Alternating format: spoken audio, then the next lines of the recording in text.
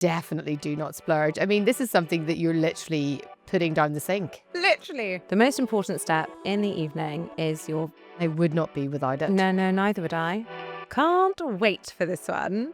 So I think we should just do this in the style of save or splurge. Save or splurge? Yeah. Splurge. So what should we start with? Let's start off with a cleanser. First Okay. thing you do in the morning, apply a cleanser. So do we need to spend a lot on a cleanser? No. Do not splurge. I would say definitely do not splurge. I mean, this is something that you're literally putting down the sink. Literally. Doesn't sit on the skin. I think the basics people don't need to spend their money on. Nice, cheap, cheerful. CeraVe, Cetaphil. Like me, I've got my 1 litre Cetaphil gentle cleanser that's really ugly looking but very gorgeous on my skin, sitting on top of my lovely marble, like gorgeous vanity. And I think if you wanted to look fancy, take the cheap stuff out of the not nice packaging and put it in some nice packaging, but just keep using the cheap stuff. Do you literally have... That's very Meghan Markle. Augustinus Bader. Just decant that, chuck it down the sink. Absolutely not. Just a plain unbranded glass. Yeah. Maybe like a Tyrone crystal glass or something like that would be lovely. quite nice. But no, not Augustinus Bader. I'm not giving him the airtime on my vanity. Okay, so definitely not for a cleanser. Okay, next product, antioxidant. Well, I mean, this is where it gets a little bit contentious because when it comes to antioxidants, you're putting them on the skin to try and reduce damage from something called oxidative stress. And oxidative stress is the damage that happens during the day just by normal existence, but also made worse by things like pollution or certain aspects of ultraviolet light. And our own body's natural antioxidants get rid of these kind of oxidative stress damages, but sometimes they get worn out. And the theory is that if you put topical antioxidants on your skin, that you will make your skin cells be healthier and function better because you're protected against this oxidative stress. However, not all antioxidants are created equally, and it's very hard to understand what happens in human skin and in human real life scenarios compared to what happens in a test tube or what happens in cell culture or even what happens in engineered cells of skin. So I think that when it comes to antioxidants, I'm only going to bother with putting something on my skin that I know has actually been robustly tested on human skin in real life situations and has shown me that it works. So I'm not going to be putting on an antioxidant just because it says on the bottle it has vitamin C in it. Like, I want to know what kind of vitamin C, I want to know what percentage of vitamin C, I want to know how the vitamin C is made, and I want to know, has that vitamin C been used in a test on a human to see that it actually does reduce oxidative stress. And unfortunately, those are very few and far between, those kind of products, and the ones that are there are expensive. But I don't care. So if I'm going to take that step of using an antioxidant, I'm going to make sure that I'm using one that fits that criteria. And so I'm splurging. So I have always said to splurge on an antioxidant because I think actually it's quite difficult to formulate something like vitamin C. And so I think we're paying not just for the ingredient. Like if you think of an ingredient like hyaluronic acid, like it's a cheap ingredient, cheap molecule. You can get it in E45 hydrating serum, gorgeous, done. Relatively cheap. I think vitamin C is a hard product to formulate. And so you're often spending the money because of that rather than like just for the brand. Like I don't think you should splurge just because it's a brand that's a splurgy brand. Absolutely not. A spenny brand. I would splurge because it's a product that has good quality evidence behind it. And it's the form of vitamin C that is going to lead to a benefit. But then having said that, the most effective form of vitamin C, L-ascorbic acid, can be quite irritant for some people. And I think getting that balance of an effective ingredient and a formulation that's tolerated very well can be difficult. And I think all of that is what often is reflected in the price point. And it doesn't even need to be vitamin C because there's so many other good antioxidants around that are easy to use and formulate. So things like vitamin E, which you'll see is tocopherol, things like resveratrol, coenzyme Q10, ubiquinone, these are much easier to formulate antioxidants and you'll see them kind of readily in lots of different formulations. But for me, the kind of key thing is it really having an effect on human skin, on a real human living being in real life?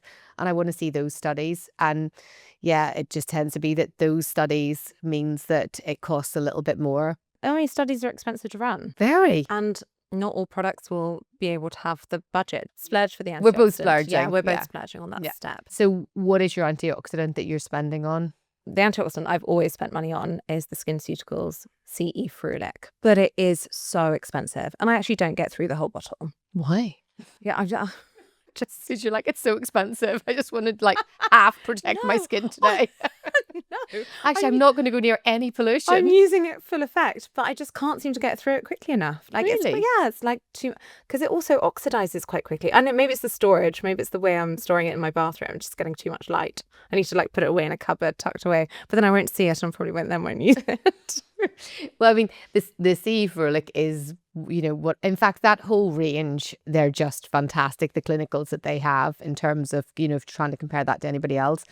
Yes, I would go for one of the vitamin C's from the SkinCeutical range as well. I like the Floritin CF, but if I was going to combine it as part of my SPF, then I would obviously have the Day Script.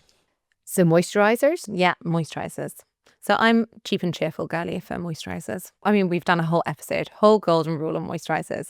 A moisturizer that's got key ingredients in them, ceramides, fatty acids, can work really well. Humectants, few occlusives, just to keep the hydration in. And I use CeraVe moisturizing lotion. Yeah, I mean, my theory on this. The more expensive the moisturizer, the least effective it is. I mean, that's just my rule, okay, just to caveat it with that. But the answer is no, you definitely don't need to spend a lot on moisturizers.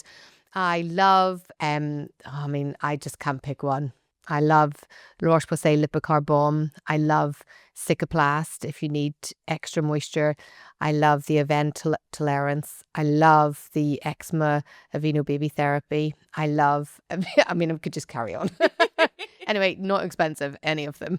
What about an SPF? Do we need to spend a lot of money on an SPF? So for me personally, I do sometimes spend money on an SPF because for me it's quite hard to find an SPF that sits really nicely on my skin tone and doesn't give me a cast and doesn't make me look a different colour. And in order to find that, I've had to spend often a little bit more money to find something that just really suits my skin. And some of the downsides of some of the SPF, like yellowing of, white tops and things. I hate that so much. So to find something that delivers for my personal skin, I've had to splurge a little bit. I agree. I think whenever I'm putting something on my face, I want it to really sit well under any makeup I might wear. I want it to last as long as possible. I really don't want the yellowingness that you can get with some of them. And I want to know that it's going to have good SPF coverage right across that spectrum. So I sometimes spend a little bit more. I don't spend more on my ones for my body at all. I love the Altruist. That's the one I will go for.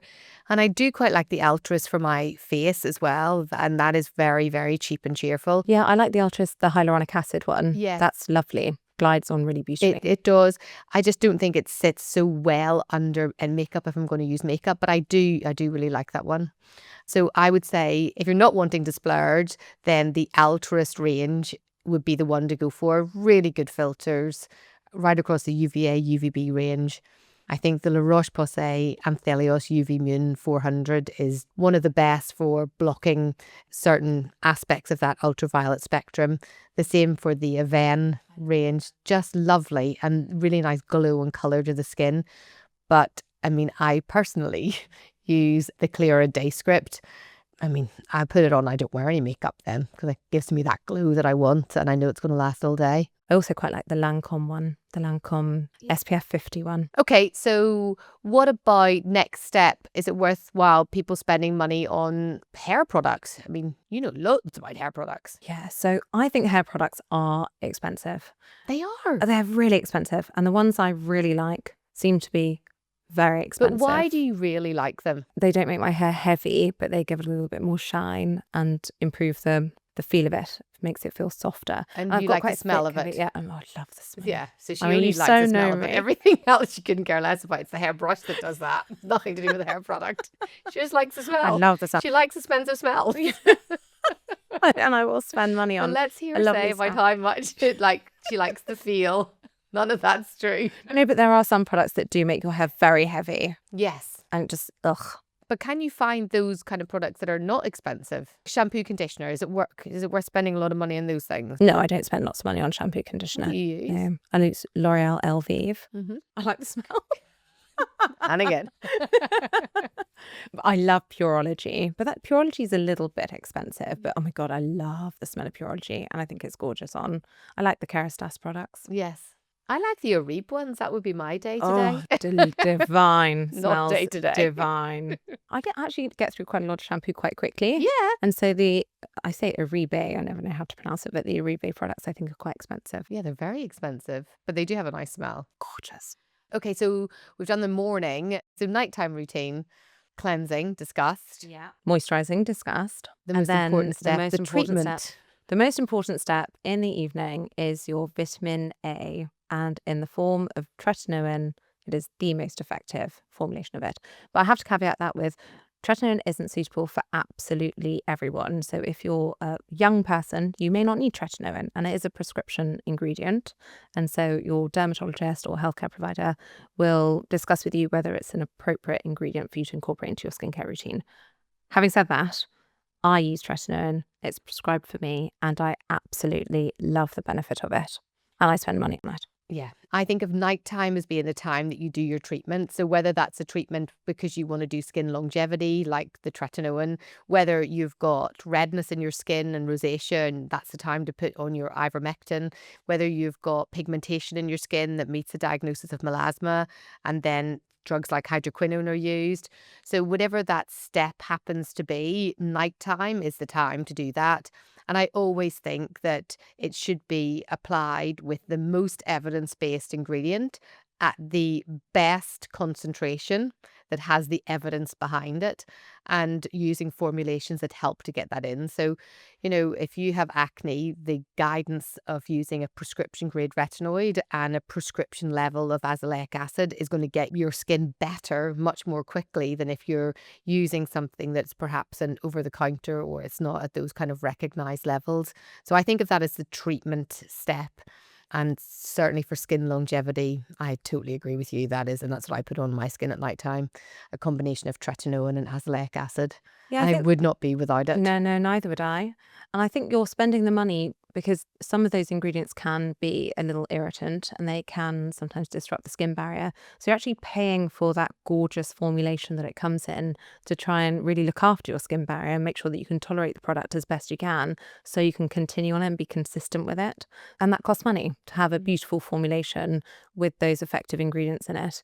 Often there is a little bit of a spend there. There is, but I sometimes as well think that you can in a way save. For example, I'll tell you a story of a patient who came to see me just this week in clinic, and I'd met her in January and she had quite a lot of photo damage. So she was a sailor, and she had spent her life traveling around the world. She was in her early 70s and she had, marked sun damage on her face.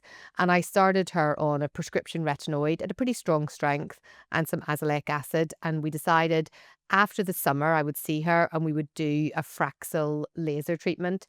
Now, that is a kind of treatment that essentially gets rid of lots of the sun damage that's occurred on the face and polishes the skin a little bit. And I saw her just this week to do the treatment, and we didn't need to do the treatment. So, yes, I think that a good prescription grade retinoid is expensive because it probably works out at about, depending on where you are, somewhere between £30 and £60 a month. But a Fraxel laser treatment is several £1,000s, and we didn't need to do the treatment. It's amazing. Saving money. It is, yeah. So, yeah, you think you might be spending, but actually you're saving.